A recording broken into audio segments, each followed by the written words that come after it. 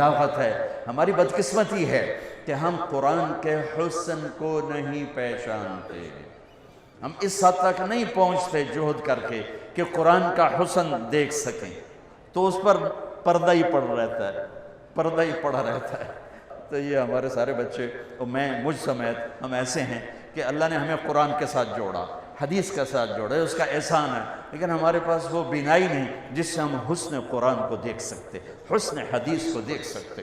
میرے نبی عبداللہ بن سلام، پہلا دن ہے جمعہ کا، اور میرے نبی بنو سالم کے محلے میں جمعہ کی نماز پڑھانے کے لیے خطبہ دے رہے ہیں، اور وہ آ کر سننا چاہتے ہیں یہ نبی کیا کہتا ہے. تو آپ کا ایک جملہ اس میں ہے، اطعموا الطعام وافشوا السلام وصلوا الارحام وصلوا باللیل والناس نیام تدخلوا الجنة بالسلام. کیا موسیقی ہے، کیا نغمہ ہے. تو عبداللہ بن سلام کہنے لگے یہ کلام صرف نبی کہہ سکتا ہے، اور کسی میں اتنی طاقت نہیں ہے کہ اتنا خوبصورت جامہ پہنا سکے الفاظ کا. یہی سچا نبی ہے. چند جملوں میں وہ پہچان گئے کہ یہ فصاحت، یہ کمال صرف نبی کو حاصل ہے، شاعروں کو نہیں ہے. سبع معلقہ، 7 بڑے شعراء کا کلام لٹکا ہوا تھا بیت اللہ میں. فیصلہ نہیں ہو رہا تھا کون سا کلام زیادہ فصیح ہے، 7 لٹکا دیے. اس سے بہتر آئے گا تو اس کو لٹکایا جائے گا. سال ہا سال گزر گئے، کوئی شاعر ایسا کلام نہیں کہہ سکا کہ ان کو اتارا جاتا. 7 شعراء کے قصیدے، اس میں ایک شاعر لبید کو ایمان ملا رضی اللہ تعالی عنہ، باقی 6 کفر میں مر گئے. تو جب میرے نبی پر قرآن اترنا شروع ہوا تو ایک اترا، دوسرا، تیسرا، چوتھا، پانچواں، چھٹا، 6 قصیدے اتر گئے کہ یہ کلام بہت طاقتور ہے. لوگوں نے کہا امرؤ القیس کی بہن سے، وہ تو مر گیا تھا، بہن زندہ تھی، کہ تو بھی اتار دے، دیکھتی نہیں ہے محمد پہ کیسا کلام آ رہا ہے. وہ کہنے لگی ابھی میرے بھائی جیسا کلام نہیں آیا، جب آئے گا تو اتار دوں گی. پھر ایک آیت اتری سورہ ہود کی. قرآن سارا بہت فصیح ہے، اور پورے قرآن کی افصح آیت فی القرآن، قرآن کی سب سے فصیح آیت 19 الفاظ اور 21 اقسام بلاغت. 19 الفاظ اور 21 اقسام بلاغت.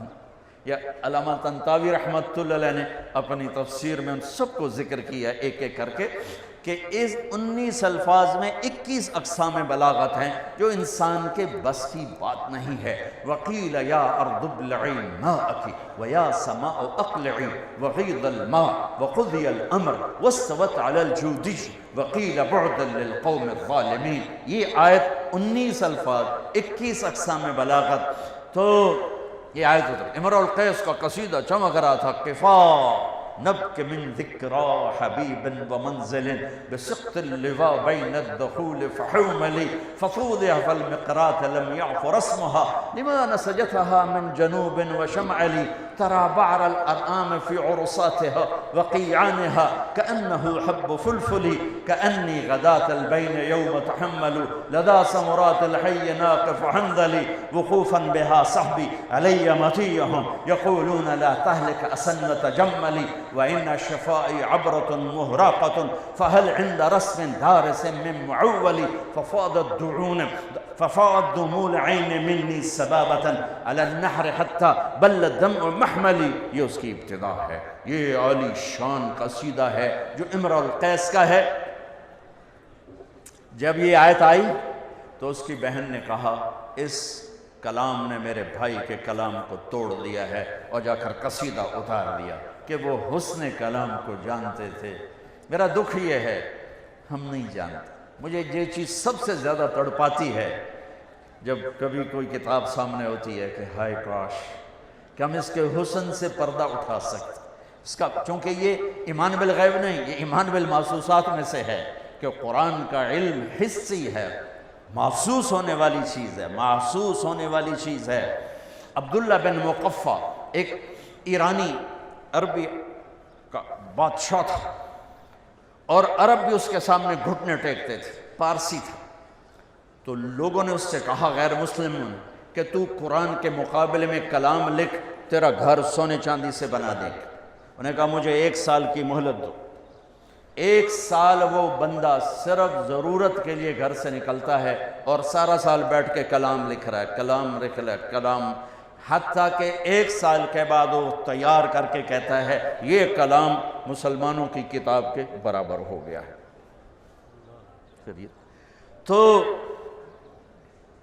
اب وہ لکھ کے باہر نکلتا ہے، پہلا دن ہے آج، وہ تھوڑا سا آزاد ہو کے باہر نکل رہا ہے کہ میں آج مسلمانوں کا مقابلہ کر چھڑے ہے۔